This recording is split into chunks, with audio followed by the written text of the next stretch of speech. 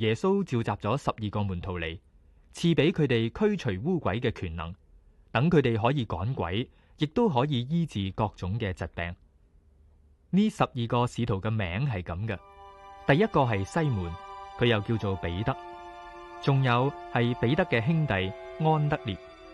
西比泰嘅仔雅各同佢嘅兄弟約翰、腓力、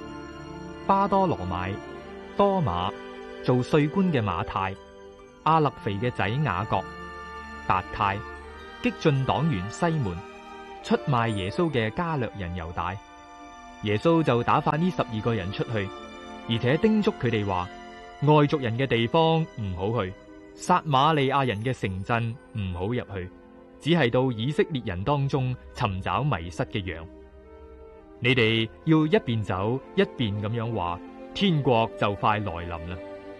而且要醫治病人，叫死人復活，令麻風病患者得到痊愈，趕逐邪鬼。你哋白白得到嘅，亦都要白白嘅咁送俾人。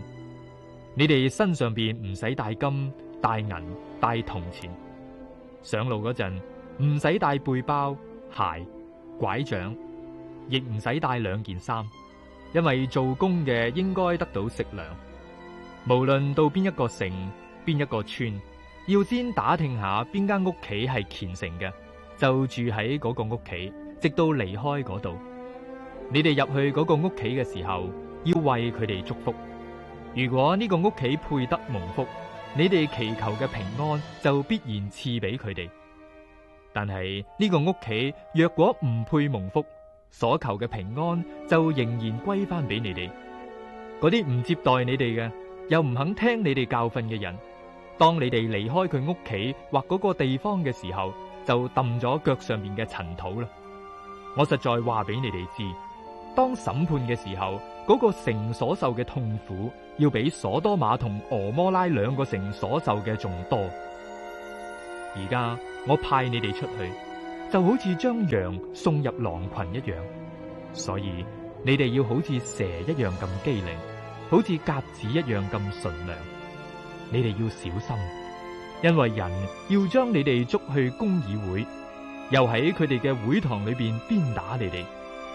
你哋為咗我嘅緣故，要被人帶到官長同埋君王嘅面前，向佢哋同外族人做證。當你哋被逮捕嘅時候，唔使擔心講乜嘢或者點樣講，因為到咗適當嘅時候，你哋應當講嘅必然會賜俾你哋，因為嗰個時候唔係你